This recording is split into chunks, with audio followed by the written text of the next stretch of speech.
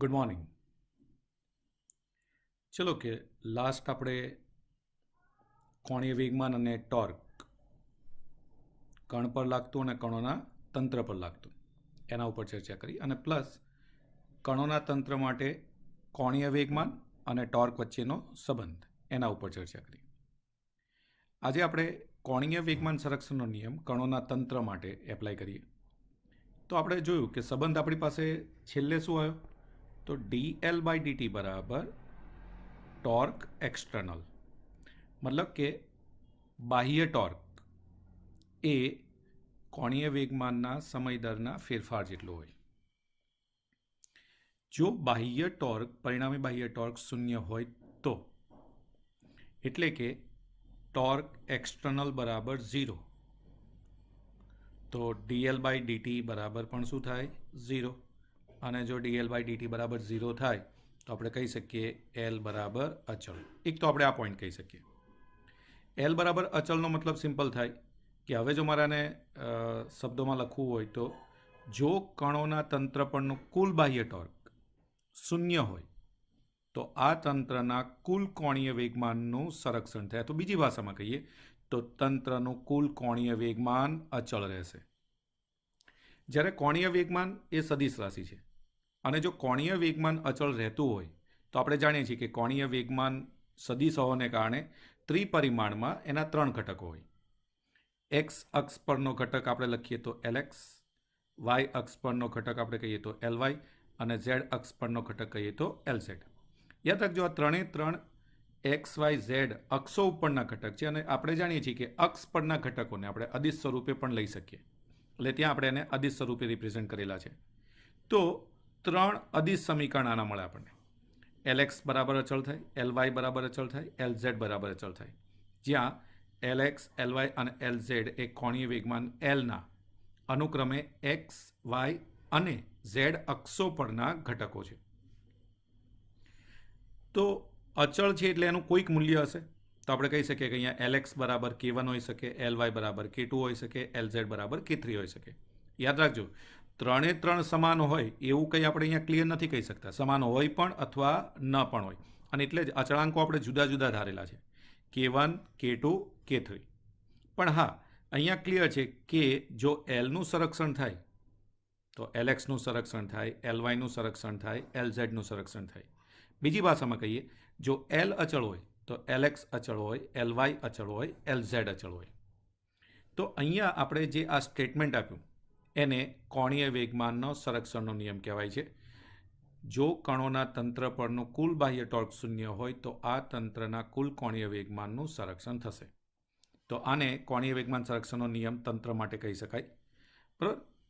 જે પ્રમાણે આપણે જોયું કે રેખીય વેગમાનનું સંરક્ષણ એવો જેમ આપણે રેખીય ગતિની અંદર નિયમને એપ્લાય કરેલો છે એવો જ કોણીય વેગમાનના સંરક્ષણનો નિયમ એપ્લાય કરી શકાય. તો ચાક ગતિની અંદર કોણીય વેગમાનનું સંરક્ષણ થાય અને રેખીય ગતિ હોય તો ત્યાં રેખીય વેગમાનનું સંરક્ષણ થાય. ચલો ઓકે, હવે આપણે બીજો એક પોઈન્ટ અહીંયા પહેલાં જોઈ લઈએ. દ્રઢ પદાર્થનું સંતુલન. જ્યારે આપણે રેખીય ગતિ કરતા પદાર્થના સંતુલનની વાત કરીએ ત્યારે સંતુલનમાં હોવું મતલબ સ્થિર પદાર્થ સ્થિર રહે અથવા ગતિમાન પદાર્થ અચળ વેગે ગતિ કરે. મતલબ કે જો દ્રઢ પદાર્થના, કેમ કે જ્યારે દ્રઢ પદાર્થની વાત આવે તો દ્રઢ પદાર્થને આપણે જ્યારે શરૂઆત જ કરી ત્યારે આપણે ચર્ચા ઉપર આવ્યા કે દ્રઢ પદાર્થ પાસે 2 પ્રકારની ગતિ હોય, એક રેખીય ગતિ અને બીજી ચાક ગતિ. બંનેનું મિશ્રણ હોઈ શકે. હવે જ્યારે રેખીય ગતિ અને ચાક ગતિ બંનેની વાત આવે તો આપણે જાણીએ છીએ કે સંતુલનમાં હોવું મતલબ તેના પરનું પરિણામી બળ, કેમ કે જો રેખીય ગતિ હોય તો પરિણામી બળ અને ચાક ગતિ હોય તો પરિણામી ટોર્ક હંમેશા શૂન્ય થવું જોઈએ. ઓકે, ટોર્કનું કે બળનું શૂન્ય થવું, તો જેમ આપણે ઉપરના નિયમમાં જોયું કે ટોર્ક એક્સટર્નલ બરાબર 0 હોય તો L કેવો હોય, અચળ હોય. તો હવે આપણે કહી શકીએ કે જો દ્રઢ પદાર્થના રેખીય વેગમાન અને કોણીય વેગમાન સમય સાથે બદલાતા ના હોય, અચળ રહેતા હોય, એટલે કે પદાર્થ રેખીય પ્રવેગ કે કોણીય પ્રવેગ ન ધરાવતો હોય તો પદાર્થ યાંત્રિક સંતુલનમાં છે તેવું કહેવાય. મતલબ કે દ્રઢ પદાર્થને સંતુલનમાં મારે રિપ્રેઝેન્ટ કરવો હોય તો મારે બે વસ્તુઓને ચેક કરવી પડે. એક રેખીય સંતુલન અને બીજું ચાકગતિકીય સંતુલન. રેખીય સંતુલનનો મતલબ છે સિગ્મા એફ બરાબર 0 હોવું, મતલબ કે પરિણામી બળ શૂન્ય થવું. હવે યાદ રાખજો, પરિણામી બળનું શૂન્ય થવું એટલે તો આપણને ખબર છે કે સર બળને પાછા 3 ઘટકમાં આપણે વહેંચી શકીએ. તો ત્યાં પરિણામી બળનો એક્સ ઘટક શૂન્ય થવું જોઈએ, પરિણામી બળનો વાય ઘટક શૂન્ય થવું જોઈએ, પરિણામી બળનો ઝેડ ઘટક શૂન્ય થવું જોઈએ. મતલબ સિગ્મા એફ એક્સ બરાબર 0 હોવું જોઈએ, સિગ્મા એફ વાય બરાબર 0 હોવું જોઈએ, સિગ્મા એફ ઝેડ બરાબર 0 હોવું જોઈએ. તો રેખીય સંતુલનની 3 શરતો થઈ. હવે જ્યારે ચાકગતિકીય સંતુલનની વાત કરીએ તો સિગ્મા ટો બરાબર 0 થવું જોઈએ. જો સિગ્મા ટો બરાબર 0 થવું જોઈએ તો ફરીથી આપણે અહીં પણ ચર્ચા કરી શકીએ કે સર ટોર્ક સદિશ રાશિ છે અને સદિશ રાશિ હોવાને કારણે તેના પણ કેટલા ઘટકો પડે? 3 ઘટકો. તો ત્યાં આપણે કહી શકીએ કે સર સિગ્મા ટો એક્સ બરાબર 0 હોવું જોઈએ, સિગ્મા ટો વાય બરાબર 0 હોવું જોઈએ, સિગ્મા ટો ઝેડ બરાબર 0 હોવું જોઈએ. મોટાભાગે જ્યારે દ્રઢ પદાર્થની વાત આવે છે ત્યારે એ ઘણા બધા કણોનો બનેલું તંત્ર છે. મતલબ કે જો એકલું કણ હોય તો એકલા કણની અંદર બને ત્યાં લગી આપણે ચાક ગતિની ચર્ચા કરવાની આવતી નથી, કેમ કે એકલો કણ હોય તો એ કણમાં ફક્ત ને ફક્ત રેખીય ગતિ જ હોય, એની અંદર ચાક ગતિ ન હોય. અને જો ચાક ગતિ ન હોય તો ચાક ગતિની વિચારણા કે સિગ્મા ટોર્ક બરાબર 0 એની ચર્ચા એમાં કરવામાં આવતી નથી. મતલબ કણ માટે જો સંતુલનની અવસ્થા હોય તો સિગ્મા એફ બરાબર 0 જો લાગુ પડે છે તો કણ સંતુલનમાં છે તેવું કહેવાય. હવે દ્રઢ પદાર્થ પાસે આપણે જેમ આગળ ચર્ચા કરી કે દ્રઢ પદાર્થ પાસે બંને પ્રકારની ગતિ હોઈ શકે. ક્લિયર છે કે બેમાંથી એક ગતિ પણ હોઈ શકે. મતલબ કે દ્રઢ પદાર્થ આંશિક સંતુલનમાં પણ હોઈ શકે. જ્યારે આંશિક સંતુલનની વાત આવે છે ત્યારે આપણે અહીંયા બે એક્ઝામ્પલને ધ્યાનમાં લઈએ કે ભાઈ આંશિક સંતુલન એટલે શું. તો બેમાંથી કોઈ એક સંતુલન હોય, બીજું સંતુલન ના હોય. ચલો, તો જે પ્રમાણે અહીંયા બુકની અંદર તમે સ્ટડી કરશો તો તમને આ જ પોઈન્ટ્સ આપેલા છે, બરાબર. ચલો એકવાર એને પણ આપણે હાઇલાઇટ કરી લઈએ. તો દ્રઢ પદાર્થ પરનું કુલ બળ એટલે કે બળોનો સદિશ સરવાળો શૂન્ય થવો જોઈએ. મતલબ F1 plus F2 plus plus plus Fn બરાબર શું થવું જોઈએ? 0. જો પદાર્થ પરનું કુલ બળ શૂન્ય છે તો પદાર્થનું કુલ રેખીય વેગમાન સમય સાથે બદલાતું નથી. તો આપણે જે પ્રમાણે એને વ્યાખ્યા અંદર પુટઅપ કરી એ અહીંયા આપણને આપી દીધું. બીજું મેં તમને કીધું કે એની પાસે કોણીય વેગમાન અચળ હોવું જોઈએ. હવે કોણીય વેગમાન અચળ મતલબ એના પરનું કુલ ટોર્ક એટલે કે દ્રઢ પદાર્થ પરના બધા ટોર્કનો સદિશ સરવાળો શું થવો જોઈએ? 0. મતલબ કે sigma torque 1 plus torque 2 plus plus plus torque n બરાબર શું થવું જોઈએ? 0. મતલબ જો દ્રઢ પદાર્થ પર કુલ ટોર્ક 0 હોય તો પદાર્થનું કુલ કોણીય વેગમાન સમય સાથે બદલાતું નથી. ચલો, તો આ બે મુદ્દા ઉપર આપણે જ્યારે અંદર ચર્ચા કરી તો આ બે મુદ્દા આપણા મગજમાં ક્લિયર હોવા જોઈએ.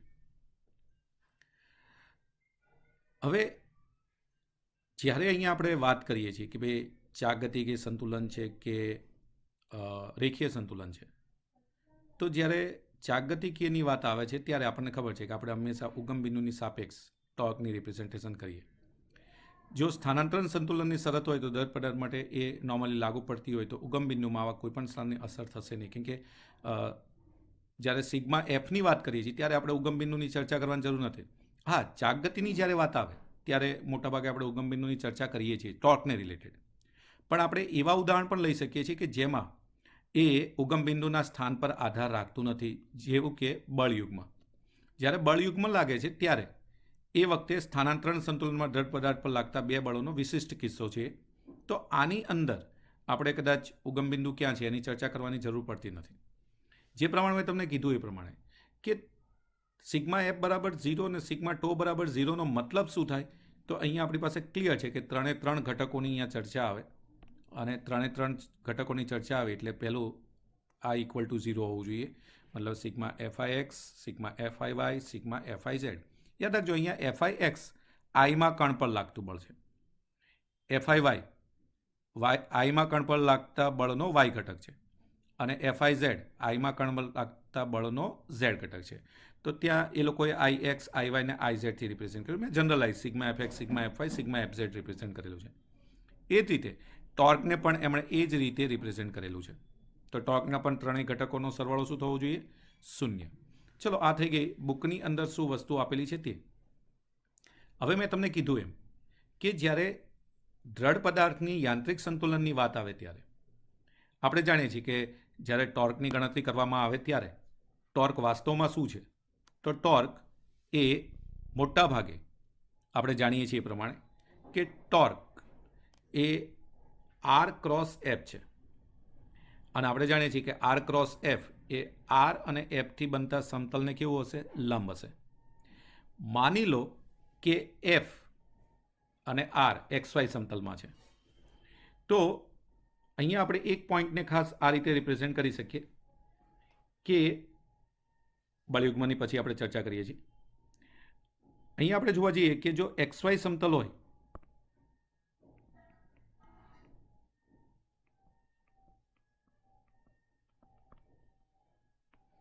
XY સમતલમાં જો આપણે બળની વાત કરીએ છીએ, સ્થાન સદિશની વાત કરીએ છીએ, તો આર ક્રોસ એફ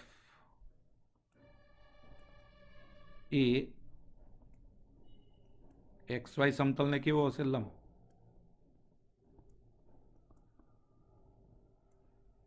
હવે લંબ મળે એટલે એ Z અક્ષ ઉપર મળશે.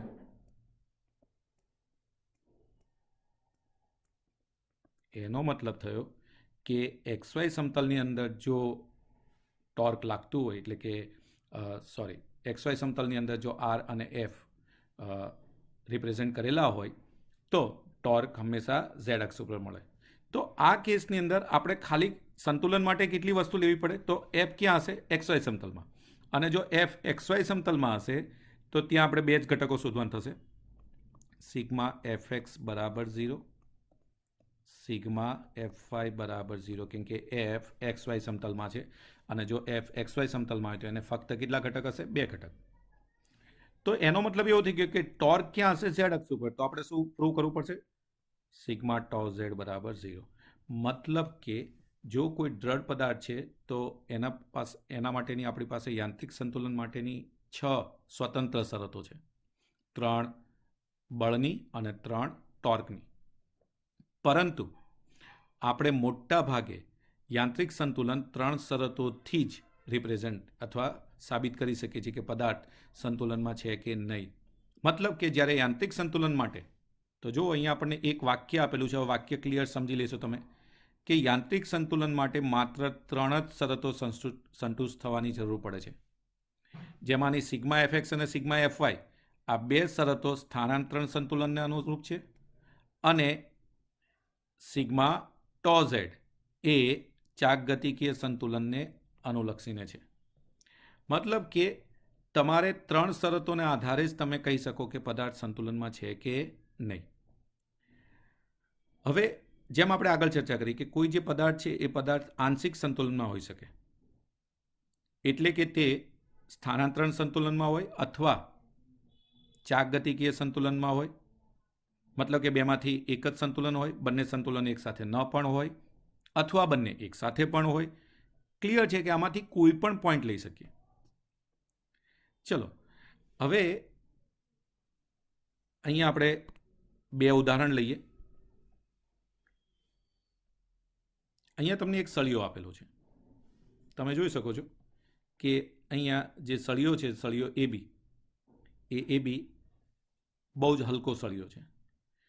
તો આપણે પહેલા એક્ઝામ્પલની અંદર એક સળિયાને રિપ્રેઝેન્ટ કરીએ. આ A બિંદુ, આ B બિંદુ. સળિયાનું મધ્ય કેન્દ્ર નોર્મલી ત્યાં એનું શું હોય? દ્રવ્યમાન કેન્દ્ર, એટલે કે આ C. ક્લિયર છે કે આખા સળિયાની લંબાઈ ધારો કે L છે, તો A થી Cનું અંતર ને C થી Bનું અંતર, કેમ કે C મધ્ય બિંદુ છે એટલે સરખું હશે, તો આ અંતરને આપણે સ્મોલ a કહીએ, આ અંતરને સ્મોલ b કહીએ. ચલો, ક્લિયર? હવે અહીંયા આપણે બે બળને રિપ્રેઝેન્ટ કર્યા. એક F અહીંયા લાગે છે અને બીજો F અહીંયા લાગે છે. ચલો, હવે અહીંયા આપણે આ પદાર્થની સંતુલનની વાત કરીએ. તો તમે જુઓ છો અહીંયા બે બળ દેખાય છે. બંને બળ કઈ અક્ષ ઉપર દેખાય છે? વાય અક્ષ ઉપર. કઈ દિશામાં છે? ઋણ વાય અક્ષ ઉપર. તો પહેલું અહીંયા આપણે સિગ્મા એફ વાયની વાત કરીએ તો અહીંયા સિગ્મા એફ વાય બરાબર, કેમ કે વાય અક્ષ પરના બળો છે એટલે આપણે શું લખ્યું? Sigma f y. ઋણ દિશામાંના છે એટલે માઇનસ એફ. બંને એક જ દિશામાં છે એટલે બંનેનો શું થાય? સરવાળો. એટલે સિગ્મા એફ વાય આપણને શું મળશે? -2f. એ શું છે? Not equal to 0. બાકીના કોઈ ઘટક છે જ નહીં એટલે અહીંયા આપણે એવું કહી શકીએ કે સર અહીંયા sigma f not equal to 0 છે. આનો મતલબ થયો કે અહીં આપેલો ડાયાગ્રામ રેખીય સંતુલનમાં નથી.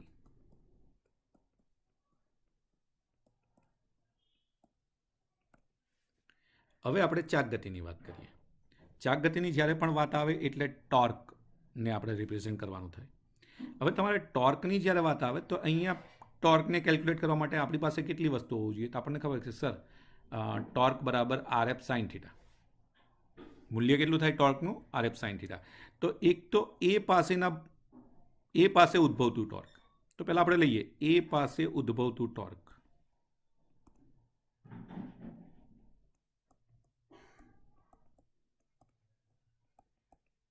યાદ રાખજો, આ ટોર્કની જ્યારે ગણતરી આવે ત્યારે મેં તમને આગળ વાત કરેલી કે વ્યાખ્યા અનુસાર ઉગમ બિંદુને રિપ્રેઝેન્ટ કરવું જરૂરી છે.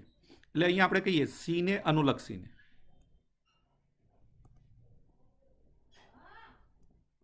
ચલો ક્લિયર? તો સીને અનુલક્ષીને એ પાસે ઉદ્ભવતું ટોર્ક. હવે જ્યારે ટોર્કની વાત આવે તો પહેલાં તો એને ટોર્ક 1 બરાબર R ક્રોસ એફ અથવા RF sin θ. તો તમે જુઓ છો R બરાબર સી થી એનું અંતર એટલે કે સ્મોલ એ, એફ સાઇન થીટા એટલે સાઇન, બંને વચ્ચે કેટલાનો ખૂણો છે? 90. હવે તમે જુઓ જ્યારે આની દિશાની વાત આવે તો દિશા એટલે તમારે શું કરવાનું? તો આ સી બિંદુ પર એક સ્ક્રૂને લગાવી દો. હા, સળિયો મૂવ થાય એવો છે પણ સ્ક્રૂ ફિટ કરી દો એટલે કે ત્યાંથી હલશે નહીં. હવે એફને ખેંચો. એફને ખેંચશો ને એટલે એ બિંદુવાળો ભાગ આમ ગતિ કરશે, વર્તુળાકાર. ક્લિયર? એટલે આ કઈ દિશા થઈ? તો નીચે તરફનો એરો છે એટલે કે ઘડિયાળની વિરુદ્ધ દિશામાં. એટલે અહીંયા આપણને દિશા કઈ મળશે? વિષમ ઘડી.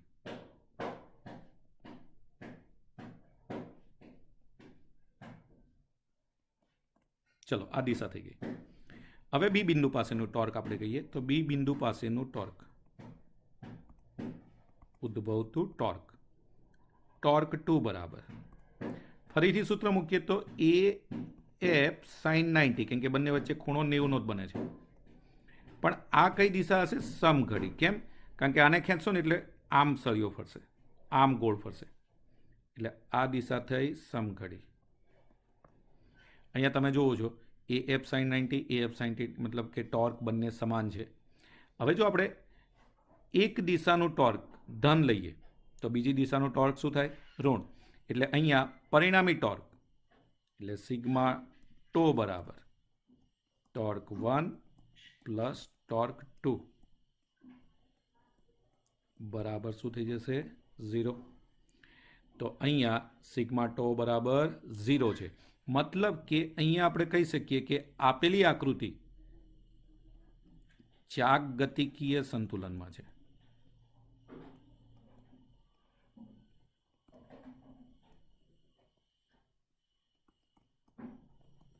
મતલબ કે આ પદાર્થ ગોળ ગોળ ગોળ ફરતો જશે અને ક્યાં ગતિ કરશે? વાય અક્ષ ઉપર. કેમ? કારણ કે રેખીય સંતુલન ત્યાં છે નહીં. તો અહીંયા તમે જોઈ શકો છો કે હા, અહીંયા જ્યારે તમે બુકની અંદર થિયરીને રીડ કરશો તો ક્લિયર લખેલું છે કે sigma f not equal to 0. કેમ 0 નથી? તો હવે આપણે ક્લિયર થઈ ગયા કે સર આના કારણે એ જે કુલ બળ છે એ શૂન્ય થતું નથી અને ટોર્ક ત્યાંનું શૂન્ય થાય છે. એ પોઈન્ટ પણ તમે ત્યાં જોશો તો ત્યાં આપેલું હશે. તો અહીંયા તમે જોઈ શકો કે હા, બળની કુલ ચાક માત્રા, મતલબ કે આ તંત્ર ચાકગતિકીય સંતુલનમાં છે પરંતુ સ્થાનાંતરણ સંતુલનમાં નથી. ચલો, આ થઈ ગયું એક્ઝામ્પલ નંબર 1. હવે એવું ને એવું બીજું એક એક્ઝામ્પલ આપણને આપેલું છે. ચલો એક્ઝામ્પલને પહેલાં આપણે જોઈ લઈએ. તો અહીંયા બીજો એક ડાયાગ્રામ છે. ચલો ડાયાગ્રામને ફરીથી એનો એ જ ડાયાગ્રામ છે, પણ હવે આપણે સળિયા પર જે બે બળો લાગે છે એ બળો આ રીતે આપી દીધા. સળિયો લીધો, આ એનો એ બિંદુ, આ બી બિંદુ, અહીંયા લાગતું બળ આપણે નીચે તરફ લીધું, અહીંયા લાગતું બળ આપણે ઉપર તરફ લીધું. આ એનું સી બિંદુ મધ્ય બિંદુ છે, એટલે અહીંયા અંતર સ્મોલ એ, આ અંતર પણ સ્મોલ એ. ચલો આપણી પાસે હવે આ રીતે આપેલું. તો ફરીથી અહીંયા પહેલું આપણે કાઉન્ટ કરીએ કે અહીંયા પરિણામી બળ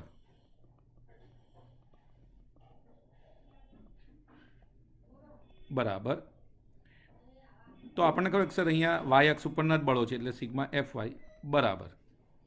તો એક ધન છે, આ એફ ક્યાં છે? ધન દિશામાં, અને બીજું એફ ક્યાં છે? ઋણ દિશામાં, એટલે આપણે લખશું શું? Minus F.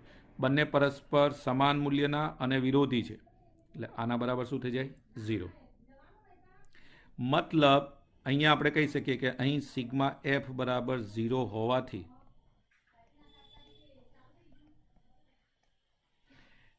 રેખીય સંતુલનમાં છે. ચલો રેખીય સંતુલનમાં તો આપણને મળી ગયું. હવે આપણે પરિણામી ટોર્કની વાત કરીએ. તો પરિણામી ટોર્ક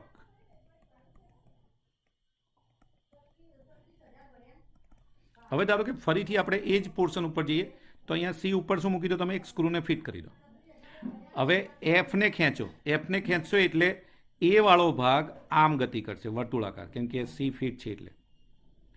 ચલો ફરીથી ત્યાં ટોર્ક 1 એ આપણને શું મળશે?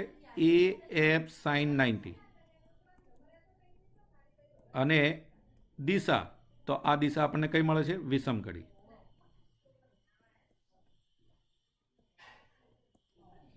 ચલો ટોર્ક 2 ની વાત કરીએ. તો હવે તમે બી બિંદુએ જે એફ છે ત્યાંથી ઉપર તરફ ખેંચો તો આ સળિયો આમ ગોળ ફરશે. ક્લિયર? એટલે કે ટોર્ક તો એ એફ સાઇન 90 જ હશે, પણ કઈ દિશા હશે? વિષમ કડી. તો આપણે જોયું કે સર અહીંયા બંને ટોર્ક એક જ દિશામાં છે, એટલે સિગ્મા ટો બરાબર ટોર્ક 1 પ્લસ ટોર્ક 2 એ 0 થશે નહીં. મતલબ કે અહીંયા ચાક ગતિકીય સંતુલન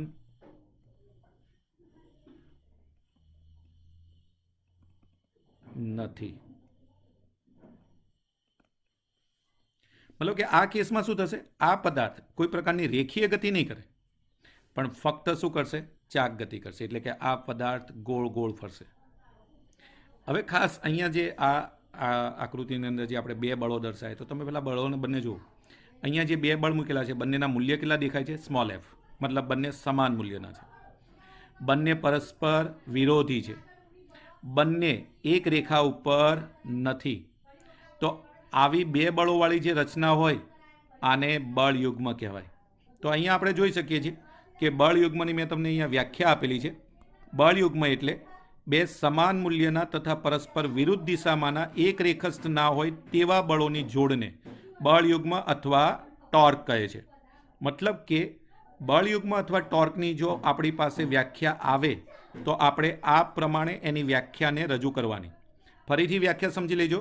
બે સમાન મૂલ્યના તથા પરસ્પર વિરુદ્ધ દિશામાંના એક રેખસ્થ, એક જ રેખા ઉપર ના હોય તેવા બળોની જોડને બળ યુગ્મ અથવા ટોર્ક કહેવાય છે. અને નોર્મલી જ્યારે બળ યુગ્મ કોઈ પણ જગ્યાએ રજૂ કરવામાં આવે તો મોટાભાગે બળ યુગ્મ એ પ્યોર ચાક ગતિને રજૂ કરે છે. મતલબ કે ત્યાં તમારી પાસે કમ્પ્લેટ ચાક ગતિ જ તમને જોવા મળે. તો અહીંયા આપણી પાસે એ બે એક્ઝામ્પલ અહીંયા એ લોકોએ આપણને સમજાયેલા છે અને બંને પોઈન્ટ્સને રિપ્રેઝેન્ટ કર્યા છે. અને અહીંયા તમે જુઓ છો કે બળ યુગ્મની આપણને વ્યાખ્યા પણ આપેલી છે. હવે આપણે આ બળ યુગ્મનો ઉપયોગ ડે ટુ ડે લાઈફમાં રોજ કરતા હોઈએ છીએ. જેમ કે તમે કોઈ એક બોટલના ઢાંકણને ખોલવા માટે પ્રયત્ન કરો તો હાથથી તમે ખાલી એના ઉપર હાથ વડે જે આંગળીઓ તમે લગાડો છો ઢાંકણાને ખોલવા ત્યારે તમે જોજો તમારો અંગૂઠો આગળ તરફ ગતિ કરે ત્યારે બાકીની 2 આંગળીઓ પાછળ તરફ ગતિ કરતી હોય છે. મતલબ અહીંયા આપણે એવું કહી શકીએ કે અહીંયા પ્યોર જ્યારે ઢાંકણું તમે ઘુમાવો છો ત્યારે તમે ઇનડાયરેક્ટલી એના ઉપર બળયુગ્મને એપ્લાય કરો છો. બીજું, જ્યારે પૃથ્વીનું ચુંબકીય ક્ષેત્રમાં હોકાયંત્રની જે સોય છે બરાબર એ પણ વર્તુળાકાર ગતિ કરે છે. ત્યાં પણ પૃથ્વીનું ચુંબકીય ક્ષેત્ર ઉત્તર અને દક્ષિણ ધ્રુવ પર સમાન બળો લગાડે છે અને એના કારણે ઉત્તર ધ્રુવ પર લાગતું બળ ઉત્તર તરફ ને દક્ષિણ ધ્રુવ પર લાગતું બળ ક્યાં હશે? દક્ષિણ તરફ હોય. અને જ્યારે સોય ઉત્તર દક્ષિણ દિશાનો નિર્દેશ કરે તે સિવાય જો સોય ઉપર આ 2 બળો લાગતા હોય તો આ 2 બળો એક જ રેખા પર હોતા નથી. આમ પૃથ્વીના ચુંબકીય ક્ષેત્રના કારણે પણ સોય પર બળયુગ્મ લાગે છે. તો આ એક્ઝામ્પલ જે આપણે ડે ટુ ડે લાઈફમાં બળયુગ્મના યુઝ કરીએ છીએ, જ્યાં પણ પ્યોર રોટેશન થતું હોય, જ્યાં વર્તુળ ગતિ થતી હોય તો સમજી લેવાનું કે ત્યાં કોઈક રીતે આપણે બળયુગ્મ એપ્લાય કરીએ છીએ જેના કારણે ત્યાં ટોર્ક ઉત્પન્ન થાય છે અથવા ત્યાં પ્યોર ચાક ગતિ ઉત્પન્ન થાય છે. હા, ત્યાં રેખીય ગતિ ઉત્પન્ન થતી નથી. એ રેખીય ગતિ ન કરે જ્યારે બળયુગ્મ એપ્લાય કરવામાં આવે ત્યારે. ચલો, તો આ બંને એના રિલેટેડ થિયરી છે. તો થિયરીને શાંતિથી કમ્પ્લીટ જોઈ લઈશું અને નેક્સ્ટ લેક્ચરની અંદર આપણે જે ઉદાહરણ 2 બાકી રાખેલા છે એ ઉદાહરણ ઉપર આપણે પાછા ચર્ચા કરશું. ઉદાહરણ નંબર 5 અને 6. ક્લિયર? તો નેક્સ્ટ લેક્ચરની અંદર પાછા આપણે એના ઉપર ચર્ચા કરશું અને એને રિપ્રેઝેન્ટ કરવા ટ્રાય કરશું. ચલો, અહીં સુધીનું બધું રાઇટઅપમાં લઈ લેશો, એકવાર રીડિંગ કમ્પ્લીટ કરી નાખશો. Thank you.